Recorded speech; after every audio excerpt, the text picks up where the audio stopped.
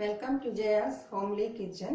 ഇന്ന് നമുക്ക് നെല്ലിക്ക അച്ചാർ തയ്യാറാക്കാം. നെല്ലിക്ക നാടൻ രീതിയിൽ അച്ചാറാക്കുന്നത് എങ്ങനെയാണെന്ന് നോക്കാം. ഇതിനു വേണ്ടി ഞാനിവിടെ എടുത്തിട്ടുള്ളത് ചെറിയ ടൈപ്പ് നെല്ലിക്കയാണ്. ഇതിൽ ചെറിയൊരു കയ്പും കാണും, പക്ഷെ ഗുണം അതുപോലെ കൂടുതലുമാണ്. അങ്ങനത്തെ നെല്ലിക്ക 1/2 കിലോ എടുത്തിട്ടുണ്ട്. ഇത് നന്നായിട്ട് 1-2 വെള്ളത്തിൽ കഴുകി വെള്ളമില്ലാതെ നന്നായിട്ട് തുടച്ചെടുത്ത് വെച്ചിട്ടുണ്ട്. ചീത്തയായിട്ടുള്ള നെല്ലിക്ക വല്ലതും ഉണ്ടെങ്കിൽ എടുത്തു മാറ്റുക, ഇല്ലെങ്കിൽ അതിൻ്റെ കേട് വെട്ടിക്കളഞ്ഞിട്ട് നമുക്ക് ഉപയോഗിക്കാം.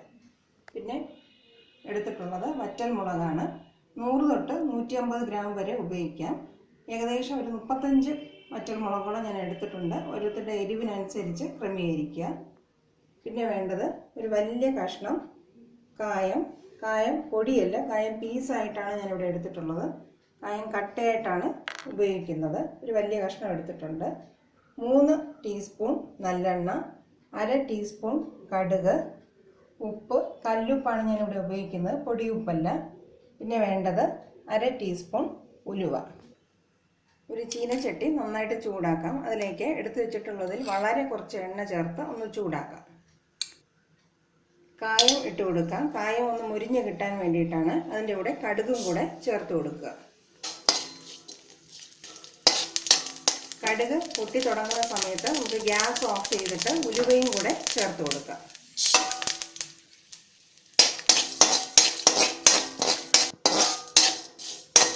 ഗ്യാസ് ഓഫ് ചെയ്തിട്ടുണ്ട്. നന്നായിട്ട് ഇത് ചൂടാക്കി ഒരു പാത്രത്തിലേക്ക് മാറ്റാം.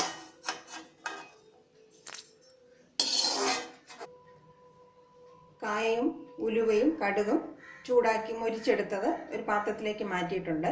ഇനി അതേ ചീനച്ചട്ടി തന്നെ നമുക്ക് ഒന്നുകൂടെ ചൂടാക്കി മുളകും കൂടെ ഇതുപോലെ ചൂടാക്കിയെടുക്കാം. ഇനി എണ്ണ ചേർക്കേണ്ട ആവശ്യമില്ല. മുളക് ഈ വെറും ചീനച്ചട്ടി തന്നെ നമുക്ക് റോസ്റ്റ് ചെയ്തെടുക്കാം.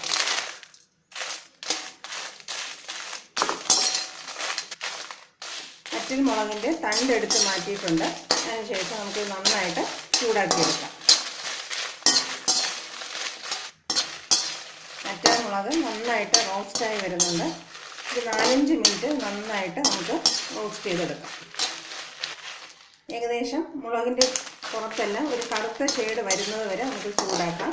ഈ സമയത്ത് അങ്ങനെ ആയിട്ടുണ്ട്. ഇനി നമുക്ക് മുളക് ഈ ചീനിച്ചട്ടിയിൽ നിന്ന് മാറ്റാം.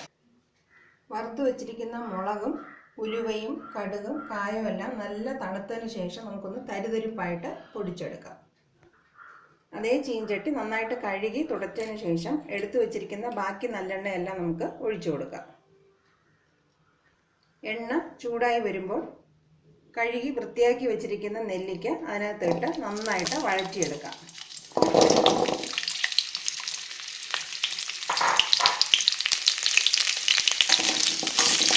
ഏകദേശം 4-5 മിനിറ്റ് നന്നായിട്ട് വഴറ്റിയെടുക്കാം.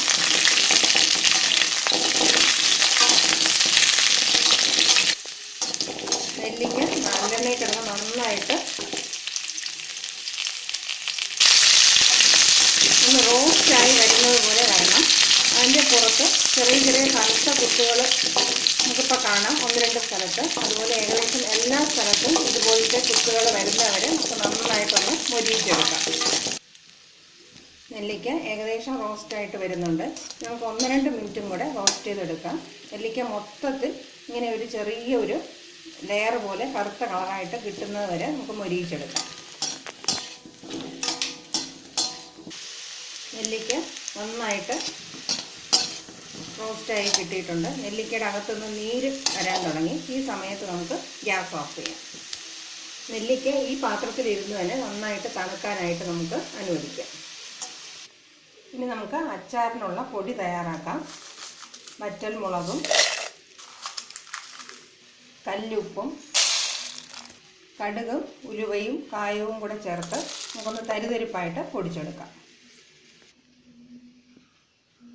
മുളക് എല്ലാം ഒന്ന് തരിതരിപ്പായിട്ട് പൊടിച്ചെടുത്തിട്ടുണ്ട്. ഒരുപാട് ഫൈൻ പൗഡർ ആക്കണ്ട, കുറച്ച് തരികളായിട്ട് കിടന്നാലും കുഴപ്പമില്ല. നന്നായിട്ട് വഴറ്റി വെച്ചിരിക്കുന്ന നെല്ലിക്ക നമുക്ക് ആ പാത്രത്തിൽ നിന്ന് നെല്ലിക്ക മാത്രമായിട്ട് ഊറ്റിയെടുക്കാം. ഇതിൻ്റെ താഴെ അടിഞ്ഞു വരുന്ന എണ്ണയും നെല്ലിക്കയുടെ ജ്യൂസും നമ്മൾ എടുക്കാറില്ല. അതിനൊരു കയ്പ്പ് രസമാണ്, അതുകൊണ്ട് അത് ഒഴിവാക്കുക. നെല്ലിക്ക മാത്രം ഇതുപോലെ അരിച്ചെടുക്കുക. ഇങ്ങനെ മാറ്റി വെച്ച നെല്ലിക്കയുടെ കൂടെ തയ്യാറാക്കി വെച്ചിരിക്കുന്ന പൊടിയും കൂടെ ചേർത്ത് കൊടുക്കുക.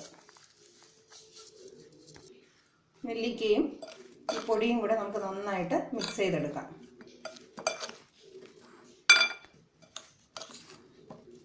ഈ പൊടി നെല്ലിക്കയിൽ നന്നായിട്ട് പൊതിഞ്ഞ് കിട്ടണം. നെല്ലിക്കയും അച്ചാറിൻ്റെ പൊടിയും കൂടെ നന്നായിട്ട് മിക്സ് ചെയ്തെടുത്തിട്ടുണ്ട്. അഥവാ നമ്മൾ വളരെ കുറച്ച് നെല്ലിക്കയാണ് ഉപയോഗിക്കുന്നതെങ്കിൽ ഇതിൻ്റെ കൂടെ ഇനി വിനീഗറൊന്നും ചേർക്കേണ്ട ആവശ്യമില്ല. ഞാനിവിടെ ഏകദേശം 1/2 കിലോയോളം നെല്ലിക്ക എടുത്തിട്ടുണ്ട്. അതുകൊണ്ട് എനിക്ക് കുറച്ച് ദിവസവും കൂടെ ഇത് സൂക്ഷിച്ച് വയ്ക്കാനുള്ളത് കൊണ്ട് കുറച്ച് വിനീഗറും കൂടെ ചേർക്കുകയാണ്. ഈ സമയത്ത് 2-3 ടീസ്പൂൺ വിനീഗറും കൂടെ ചേർത്ത് കൊടുക്കാം.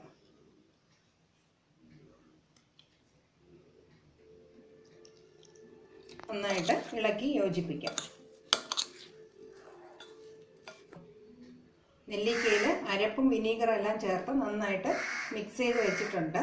ഈ നെല്ലിക്ക അച്ചാർ നമുക്ക് 4-5 ദിവസം കഴിയുമ്പോൾ തന്നെ ഉപയോഗിക്കുന്ന രീതിയിലാകും. 4-5 ദിവസം കൊണ്ട് നന്നായിട്ട് ഇത് പിടിച്ച് സോഫ്റ്റായിട്ട് നമുക്ക് കിട്ടും. നല്ല തണുത്തതിന് ശേഷം നമുക്കിത് കുപ്പികളിലാക്കി സൂക്ഷിക്കാം. ഈ നെല്ലിക്ക അച്ചാറിൽ നമ്മൾ വെള്ളം ഒട്ടും തന്നെ ചേർത്തിട്ടില്ല. വെള്ളത്തിൻ്റെ നനവൊന്നും ഇതിൽ വരാത്ത രീതിയിലായിട്ട് അച്ചാർ സൂക്ഷിക്കുക. 4-5 ദിവസം കഴിഞ്ഞിട്ട് ഇടയ്ക്ക് ഒന്ന് വെയിലിൽ വെച്ചിട്ട് കുപ്പിയോടെ തന്നെ അടച്ചു വെച്ച് വെയിലിൽ വെച്ചിട്ട് നമുക്കിത് സൂക്ഷിച്ച് ഉപയോഗിക്കാം. വിനീഗർ ഞാനിത് കൂടുതൽ ദിവസങ്ങൾക്ക് വേണ്ടി ഉപയോഗിക്കുന്നത് കൊണ്ടാണ് വിനീഗർ ചേർത്തത്. ഒരാഴ്ച കൊണ്ട് തന്നെ ഇത് തീർക്കുന്ന രീതിയിലാണ് വളരെ കുറച്ചാണ് തയ്യാറാക്കുന്നതെങ്കിൽ വിനീഗർ ഒഴിവാക്കാം. ഇത് വളരെ നല്ല നാടൻ രീതിയിൽ തയ്യാറാക്കാവുന്ന ഒരു നെല്ലിക്ക അച്ചാറാണ്. ഇതെല്ലാവരും തീർച്ചയായിട്ടും പരീക്ഷിക്കുക. ഒരു വ്യത്യസ്ത രുചിയുള്ള അച്ചാറാണ്. Thank you for watching my video.